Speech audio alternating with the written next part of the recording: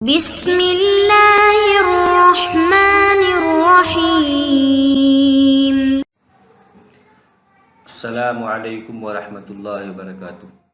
عزیز طلباء طالبات، بسم اللہ الرحمن الرحیم۔ تقابل ادیان و مذاہب کا سبق نمبر 97 آج ہم پڑھ رہے ہیں۔ اس سبق کا عنوان ہے مسیحی مصلحین۔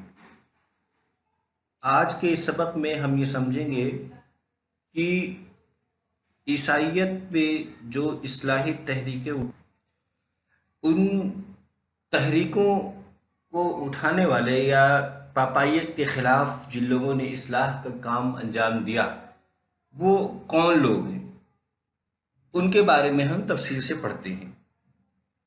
پس منظر: پاپائیت کی بدکاریوں اور جرائم کی کثرت کا نتیجہ یہ ہوا کہ پادریوں کے خلاف نفرت کا جذبہ زور پکڑنے لگا اور عیسائیت کے خلاف شکوک و شبہات پیدا ہونے شروع ہو گئے۔ اس نفرتی جذبہ اور شکوک و شبہات کو ختم کرنے کے لیے چند عیسائی مصلحین اٹھے جنہوں نے کلیسا اور مسیحی مذہب میں اصلاح کا عمل جاری کیا۔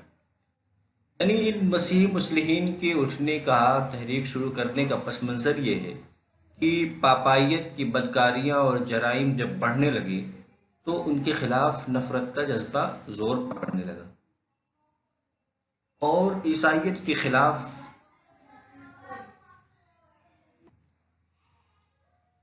پاپائیت کے خلاف جو نفرت پیدا ہوئی یا عیسائیت سے متعلق جو شکوک و شبہات پیدا ہونے لگے، اس کو ختم کرنے کے لیے عیسائی مصلحین اٹھے اور عیسائی مذہب میں اصلاح کا کام شروع کیا۔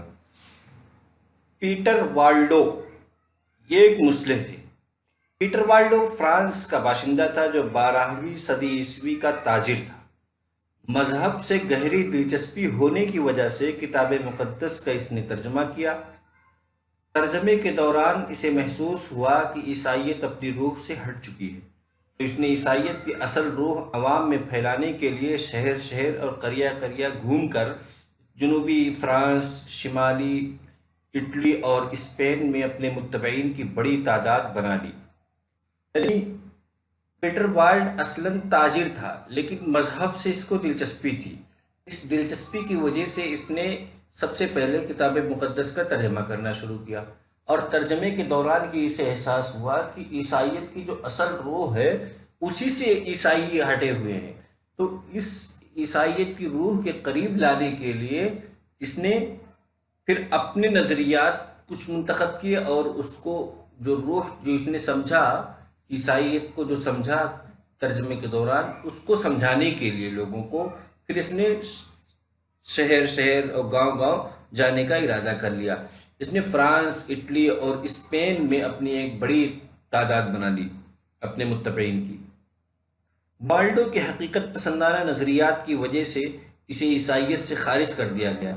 اس طرح اس کے حامیوں کو بھی جلا وطنی کی زندگی گزارنی پڑی۔ یعنی اس کو جب اس نے تحریک شروع کی تو اس کو کئی مصیبتوں کا سامنا کرنا پڑا، حتیٰ کہ اس کو خود جلا وطن بھی کیا گیا۔ جان ٹولر 1290 میں جرمنی میں پیدا ہوا اور 1361 میں اس کی وفات ہوئی۔ اس نے پوپ کے خلاف یہ فتویٰ صادر کیا کہ جو شخص مذہب مسیح کو دل و جان سے مانتا ہو اور پوپ کی نافرمانی کرتا ہو وہ بدعتی نہیں ہے۔ یعنی جان ٹولر، اس میں دو باتیں، پہلی بات یہ کہ اس کی زندگی سے متعلق پہلا اقتباس اور دوسرا اقتباس ایک فتوے سے متعلق ہے۔ جان ٹولر تو 1290 میں پیدا ہوا اور 1361 میں اس کی وفات ہو گئی۔ جرمنی کا باشندہ تھا یہ، اور اس نے پوپ نے یہ رائج کر رکھا تھا، یہ فتویٰ دے رکھا تھا پہلے سے پوپ نے، خاص طور سے مغربی کلیسا کے لوگ، کہ جو بھی پوپ کی نافرمانی کرے گا وہ بدعتی کہلائے گا۔ اس نے اس فتوے کے اگینسٹ ایک فتویٰ دیا کہ جو پوپ کی نافرمانی کرے لیکن اصل مذہب مسیح جو ہے اس کو دل و جان سے مانتا ہو تو وہ بدعتی نہیں ہے۔ اس کے وعظ نے عوام میں پوپ کے خلاف نفرت کے جذبات ابھار دیے۔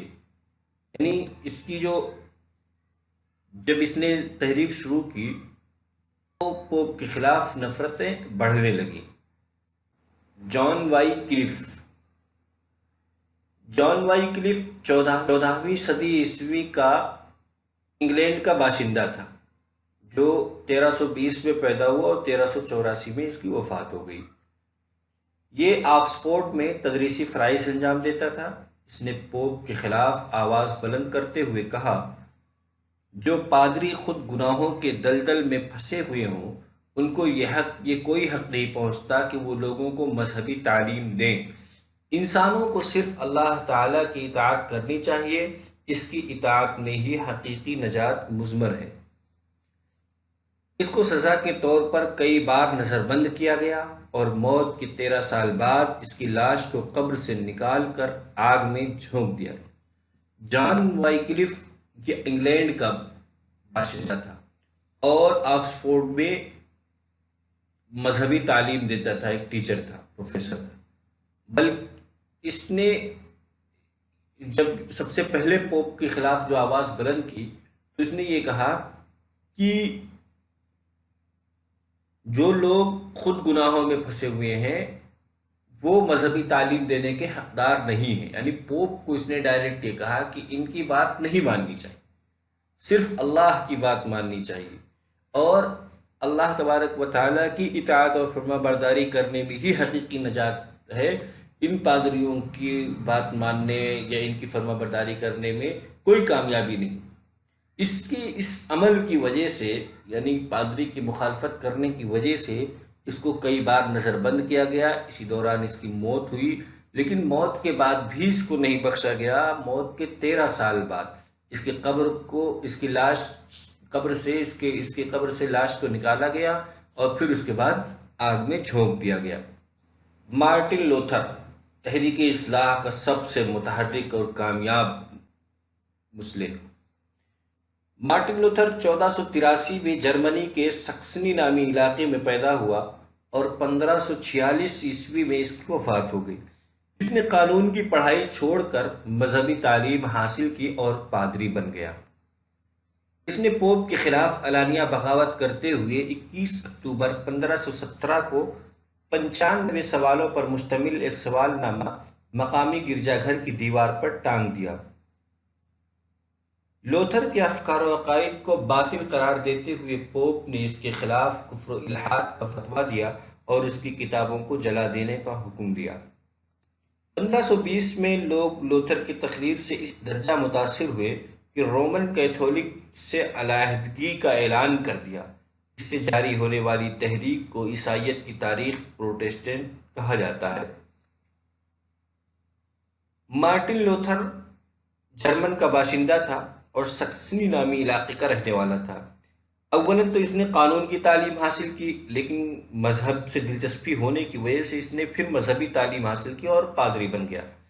پادری بننے کے بعد کچھ دنوں تک تو یہ رومن کیتھولک کے زیر اثر رہا، لیکن اس کے بعد پھر اس نے رومن کیتھولک کے خلاف بغاوت کر دی اور 21 اکتوبر 1517 کو 95 سوالوں پر مشتمل ایک سوال نامہ مقامی گرجا گھر پہ لٹکا کر کے مناظرے کا چیلنج کر دیا اور یہ بتایا کہ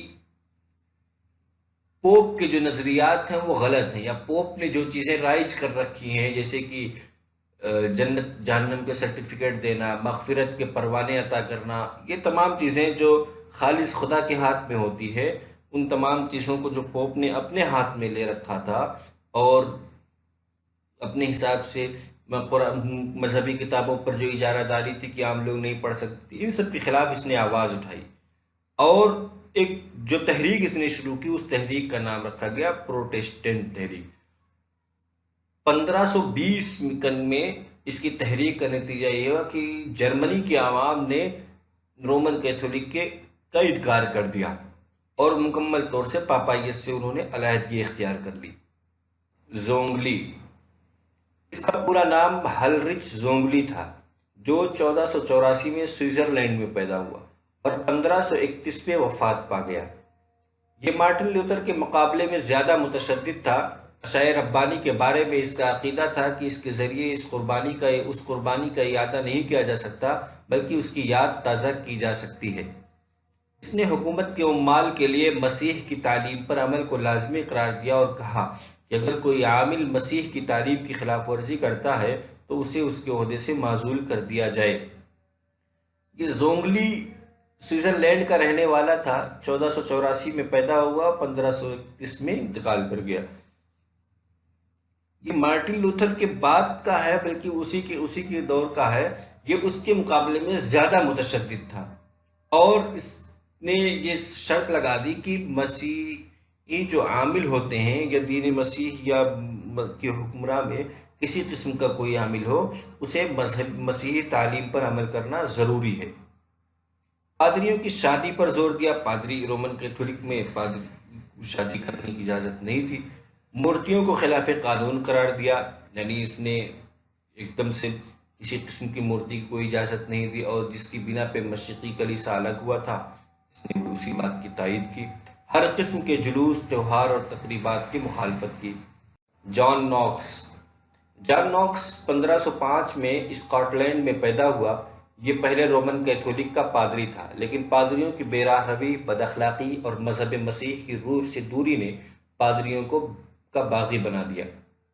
پاپائیت کی مخالفت کرنے کی وجہ سے اسے 18 سال تک اسیری کی زندگی گزارنی پڑی۔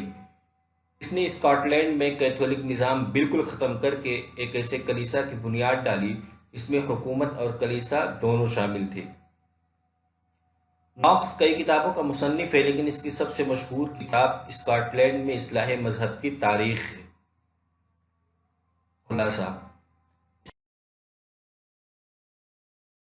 یہ کہ مسیحی مصلحین کو پڑھتے ہوئے ہم نے سب سے پہلے پڑھا کہ اصلاح کا پس منظر کیا، پھر اس کے بعد جو مسیحی مصلحین میں عہد باہد ان کو پڑھا۔ سب سے پہلے پیٹر وائلڈ کو پڑھا، پھر جان پولر، پھر جان وائکلف، پھر مارٹن لوتھر، پھر زونگلی، اور سب سے آخر میں جان نوکس کی بات۔